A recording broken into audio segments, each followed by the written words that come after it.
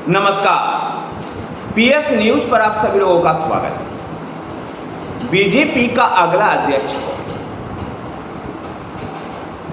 यह सवाल और जब महत्वपूर्ण हो जाता है जब मोदी कैबिनेट का गठन हो रहा था तो मौजूदा भारतीय जनता पार्टी के अध्यक्ष जेपी नड्डा केंद्रीय मंत्री बने। अब भारतीय जनता पार्टी का अगला अध्यक्ष कौन? वैसे भी जेपी नड्डा का कार्यकाल इसी महीने में समाप्त हुआ और उसके बाद भारतीय जनता पार्टी को एक नया अध्यक्ष के रूप में देखना है। पार्टी की जिस प्रकार से अपेक्षित चुनाव परिणाम लोकसभा चुनाव में नहीं मिल पाया है, ऐसे में भारतीय जनता पार्टी एक ऐसे अध्यक्ष को बनाना चाहती है जिस अध्यक्ष की जिम्मेवारी 2014 से 2019 के दौरान अमित शाह ने निभाई। उस प्रकार से एक अध्यक्ष को बनाना चाहिए जो संगठन में सक्रिय हो। भारतीय जनता पार्टी में इस प्रकार के कई नेता कैपेबल हैं और उनमें जिन प्रमुख नामों की चर्चा चल रही है उनमें भारतीय जनता पार्टी के महासचिव सुनील बंसल का भी नाम है। सुनील बंसल को बहुत बड़ा संगठनकर्ता माना जाता है, संगठन से जुड़े हुए नेता माना जाता है। लंबे समय से भारतीय जनता पार्टी के महासचिव हैं। कई महत्वपूर्ण राज्यों में उन्होंने अहम जिम्मेवारियां निभा करके भारतीय जनता पार्टी के संगठन को मजबूत किया। राजस्थान से संबंध रखते हैं सुनील बंसल। ऐसे ही एक और महासचिव के नाम की चर्चा है, वो है विनोद तवारे। विनोद तवारे महाराष्ट्र से आते हैं।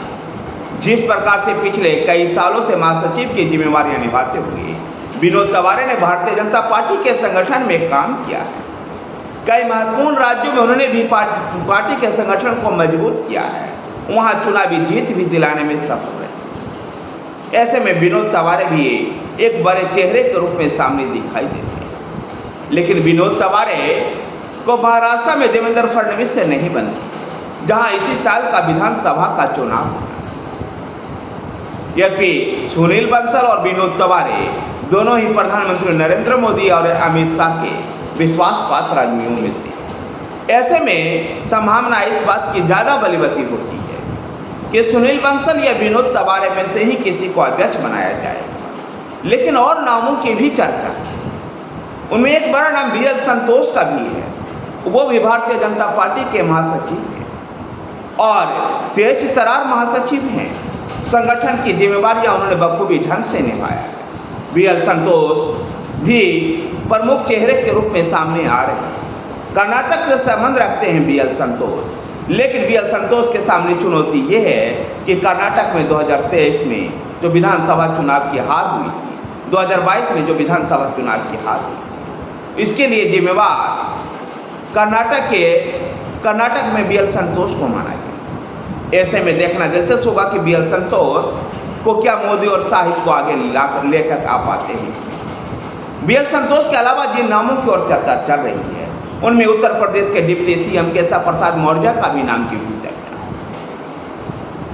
कि उत्तर प्रदेश में जिस प्रकार से पार्टी का प्रदर्शन रहा था उसको दुरुस्त करने के लिए केशव प्रसाद मौर्य को पार्टी का राष्ट्रीय अध्यक्ष बनाया गया। और नामों की चर्चा में स्मृति ईरानी भी एक बड़े नाम के रूप में उभर करके सामने आ रहे हैं। और ऐसी चर्चा की जब केंद्र में मंत्री नहीं बन पाई है स्मृति ईरानी, तो संभवतः पार्टी उनको अपने संगठन के काम में लगाएगी और राष्ट्रीय अध्यक्ष की जिम्मेवारियां भी दे सकती। पार्टी में अब तक कोई महिला अध्यक्ष नहीं हुआ है। ऐसे में स्मृति ईरानी राष्ट्रीय अध्यक्ष बनकर, पहली महिला राष्ट्रीय अध्यक्ष बनकर पार्टी की सेवा, पार्टी के संगठन को मजबूत कर सकती है। एक और महिला नेता और राजस्थान के पूर्व मुख्यमंत्री वसुंधरा राजे सिंधिया के नाम की भी चर्चा है कि वो भी पार्टी के राष्ट्रीय अध्यक्ष हो सकती है। कुछ राजनीतिक विश्लेषक ओम बिरला का नाम भी चला रहे हैं, जो लोकसभा के स्पीकर रहे हैं। ओम बिरला को भी राष्ट्रीय अध्यक्ष के रूप में देखा जा रहा है। इन सब के बीच में एक और पार्टी के सेकंड जनरेशन के नेता अनुराग ठाकुर का भी नाम है। लेकिन अनुराग ठाकुर ने जिस प्रकार से भारतीय जनता युवा मोर्चा के सफल कार्यकाल को उन्होंने पूरा किया था और जिस प्रकार से भारतीय जनता युवा मोर्चा में उनकी एक्टिविटी रही थी, उनको देखकर अनुराग ठाकुर निश्चित रूप से इस पद के लिए योग्य व्यक्तियों में से। लेकिन उनके लिए परेशानी ये है कि वो हिमाचल प्रदेश से आते हैं। उसी हिमाचल प्रदेश से जेपी नड्डा भी आते। एक छोटे से राज्य हिमाचल प्रदेश से लगातार दो पार्टी के राष्ट्रीय अध्यक्ष देना संभवतः पार्टी को सूटेबल नहीं हो सकता। लेकिन इन सब नामों के बीच में अमित शाह, नरेंद्र मोदी और राजनाथ सिंह जैसे नेताओं को ये फैसला लेना है कि पार्टी को आगे कौन ले जा सकता है। ये तो तय है कि केंद्र सरकार की छत्र छाया में ही पार्टी के जो भी राष्ट्रीय अध्यक्ष होगा उनको काम करना, लेकिन संगठन की जिम्मेदारियां महत्वपूर्ण रूप से निभाकर पार्टी को मजबूत करना उसकी अहम जिम्मेदारियां। 10 साल से हो गए सत्ता में रहते हुए कई राज्यों में लंबे समय से भारतीय जनता पार्टी सत्ता में है। ऐसे में जो लोगों की महत्वाकांक्षा है वो भी बढ़ रही है। उनको कैसे संभाला जाए, पार्टी के कार्यकर्ताओं को कैसे संभाला जाए, इन सब कला से निपुण किसी व्यक्ति को पार्टी का राष्ट्रीय अध्यक्ष बनाया जा सकता। लोकसभा चुनाव से पहले इस बात की चर्चा चल रही थी कि शिवराज सिंह चौहान पार्टी के राष्ट्रीय अध्यक्ष के लिए बड़े चेहरे के रूप में उभर रहे हैं, लेकिन मोदी मंत्रिमंडल में उनको भी मंत्री बना दिया गया है। ऐसे में उनकी संभावनाएं अब खत्म हो गई हैं और अब देखना दिलचस्प होगा कि पार्टी अपने राष्ट्रीय अध्यक्ष की जिम्मेदारी किसको देती है। लेकिन पार्टी जिसको भी राष्ट्रीय अध्यक्ष की जिम्मेदारी दे उसके लिए अहम होगा उत्तर प्रदेश, जहां 2027 में विधानसभा का चुनाव, बंगाल, महाराष्ट्र, जहां अभी इसी साल चुनाव होना है। महाराष्ट्र में जिस प्रकार से पार्टी की दुर्गति हुई है, जो ओवर एक्टेड राजनीति थी उसकी वजह से दुर्गति मानी जा रही है। ऐसे में उस ओवर एक्टेड राजनीति को किस प्रकार से हैंडल किया जाए।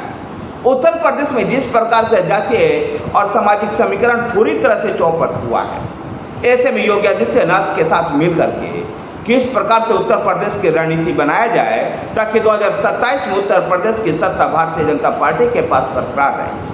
बंगाल में भी ममता बनर्जी को भारतीय जनता पार्टी टेकल सही ढंग से नहीं कर पाई, अपने कार्यकर्ताओं का विश्वास नहीं जीत पाई। बंगाल में भी भारतीय जनता पार्टी की एक बड़ी चुनौती, यदि जो भी अगला अध्यक्ष बनेगा उसकी ये जिम्मेदारी भी आगे बढ़ेगी कि साउथ में जिस प्रकार से दक्षिण के राज्यों में भारतीय जनता पार्टी का तमिलनाडु में वोट प्रतिशत बढ़ा है उसको आगे बरकरार रखा जाए।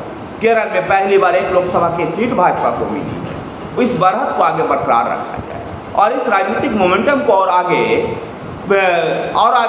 पहुंचाया जाए ताकि भारतीय जनता पार्टी दक्षिण भारत की भी एक मजबूत पार्टी बनकर के उठे। धन्यवाद साथी, वीडियो को लाइक कीजिए, शेयर कीजिए। हमारे साथ बने रहने के लिए हमारे चैनल PS न्यूज़ को सब्सक्राइब कीजिए। धन्यवाद।